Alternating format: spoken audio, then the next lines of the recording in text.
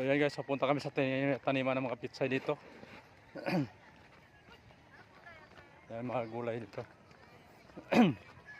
Pwede ba naman dyan? By wire. May mga maliliit pa siya oh. Yung mga bagong punla. Ayan, sa kabila. Ayan, litos. Litos ba yan? Ano? Litsogas. Ayaw ko pa ng gilit. So ito yung, ano to? Spinach. Ayan, daming spinach guys. So ito yung litos. Ayan. Ito, rugbati. Ito yung ano, saluyot. Saluyot to. Masarap to, promise. Oh, sige. Ano natin to, Teta? Oo, tanggalin mo yung dulo. Lettuce din ba yan? Ayan, sa kabila, tingnan natin sa kabila. Mo, 1/4. Lettuce din ba yan? Opo, mas masarap to.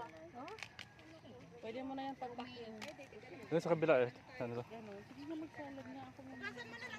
Sige nga ako din tihati, te. Ayan. So ito pala dami. Tanim mo. Ayun, litos ito. Ang dami oh. Ayun. So na doon yung bypass na jajaggingan natin. Ito yung pitsay. Pitsay yan.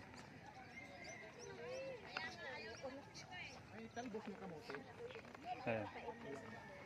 Pag over na sa time, overtime na ito. Pait na yan. Pag over Tara, doon tayo. No. Sige, yung Tara. 100 lang. Ah, hindi, dito. Hindi, ikot lang. Tapos, so, kamuti. Yan. Mangga. So, bugabilya, bulaklak. Ito mga pizza ito guys. So, naman nila. Yan. So, doon, yung mga malalaki na doon. Ma!